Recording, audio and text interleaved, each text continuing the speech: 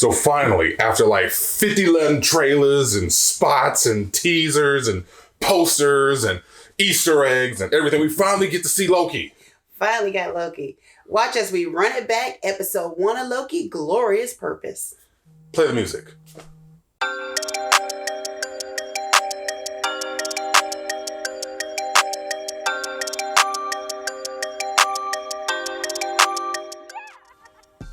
What's really good, guys? It's your boy Spider-Man, aka D-Man. Your man city hero, my sister, my day one. The one that holds it down for me, my close Daria. So what's up, Daria? What's up, Daria? And thank you for joining us as we run it back on Loki. Episode 1. Glorious Purpose. Glorious Purpose.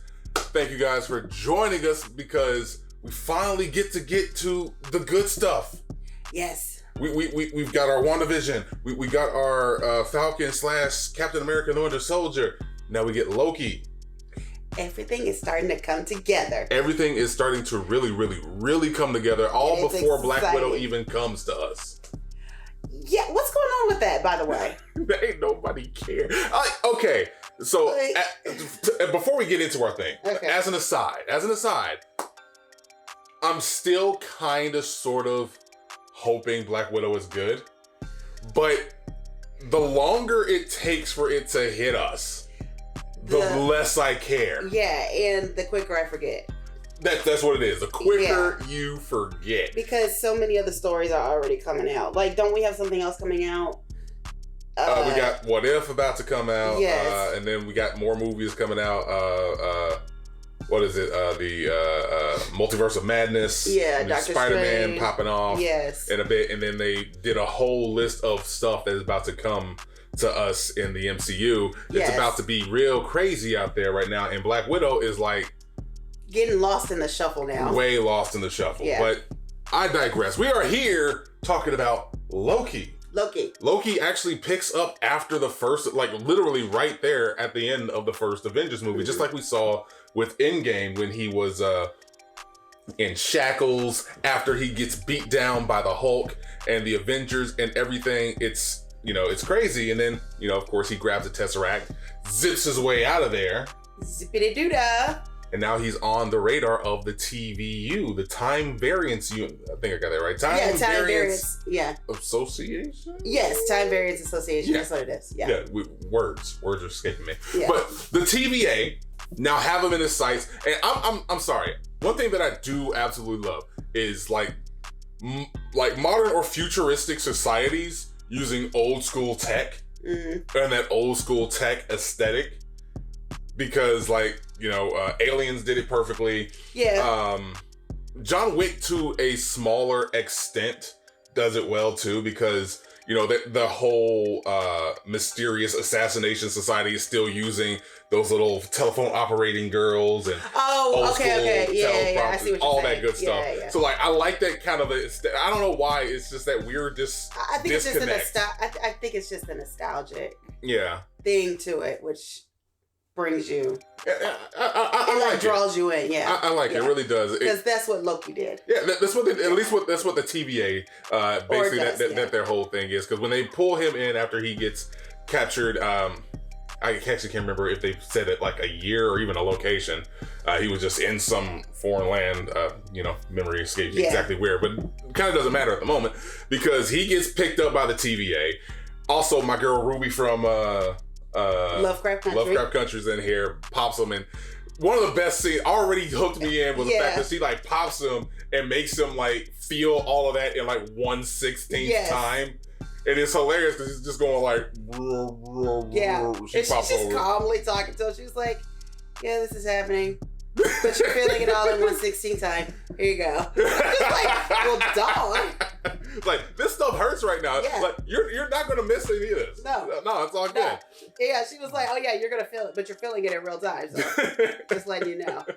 But again, as I said, I love the basic world building of the TVA when it comes down to it. Mainly because, as I said, that old school aesthetic. Because they got the little K-Pro computers, the dot matrix printers, and the 1960s, 1950s PSA cartoons with Tara Strong voicing Miss Minutes. I love that one too. Yeah. But everything here, the whole aesthetic, I love it. but it really feels like the TVA is, which is supposed to be this organization that is there to police time and make sure everybody stays on their path, which, you know, is, I hope they do something with that for this little short run series. But Loki, of course, resents it because he doesn't believe that he ever is going to be on a path that isn't his own. Oh, okay. And from there, we get some of the best stuff about the MCU, and it has absolutely nothing to do with the action. That's 3 straight series that the best parts of the MCU has everything to do with storytelling and character development. Yeah, they're doing more world building. Yeah. And that's what they're doing with Loki. They're just doing more world building. They're doing more storytelling. We already know Stark and Captain America and Black Widow, they've done their thing. Yeah. And now we're just progressing on without them, but not progressing on as we're forgetting about them or that they don't still exist. I'm pretty sure in due time they probably still do exist. It's just at this time we're moving on to a different story that was continued from Avengers Endgame, which is what's making Loki, Falcon and the Winter Soldier, and WandaVision so captivating right now. Yeah, because like I don't care about the action. Like, oh hey, they're punching people. Oh, don't care. Yeah, because I know. Show me the world building. Right, because show me the world building. Yeah, because in this first episode, it's not a lot of action. It really isn't. Any action, if you really think about that. It. I mean, technically, you probably could just look at it and be like, ugh. Okay, but no, it's not. They kept you captivated. Yeah. You know, of course, because Loki is Loki, so you already know that right there is entertaining because he's Loki. And then you add in all these new characters, and it's like everybody is playing off Loki, which makes it work. Yeah, it definitely does work. Yes. Because he has some great chemistry with Owen Wilson, who is basically, I guess you want to say like a time agent. A time agent or a time lawyer, I guess. Yeah, one of them. He can be either, because what he does is he pulls him off of basically time death row. We're going to say time for everything here. Time death row. I mean, because basically it's what it is. It's time death row. It's all of that. Yeah. But they basically pulls him away from getting potentially executed because he wants to use him to find a particular variant that is causing a lot of trouble throughout the timelines, who is causing a lot of damage and even death and destruction. And, you know, as I said, Tom Hiddleston and Owen Wilson play off each other pretty much perfectly. You know, Loki's the god and he's just this not low level, because like, of course, if he's able to pull strings like this, he's not that low. Yeah, I was gonna say, I mean, it's the roles have flipped now. Yeah, because we're so used to seeing Loki as being this god and everybody should bow to him, and now it's flipped to, dude, get off your pedestal. You're not God. What's good? It's like, I'm working a 9 to 5. Yeah. I don't know how I can work a 9 to 5 considering we're in this basic time bubble where like time moves differently. But I'm basically working the 9 to 5. I'm punching the clock, and you say you're a god, but I'm the one who holds your fate in your hands, dude. Yeah. But he never does it so smug. Like he feels like the guy at work who will always laugh at everyone's jokes while at the same time like have his own ulterior motives. Because like Loki makes a statement where it's like, man, I can't wait to burn all this stuff down. I was like, oh hey, let me show you to my desk. You can start with mine first. And I'm like, oh wow, I hate you, but I love you at the same time. Because you make work fun. Yeah. You're annoying, but you I hate you.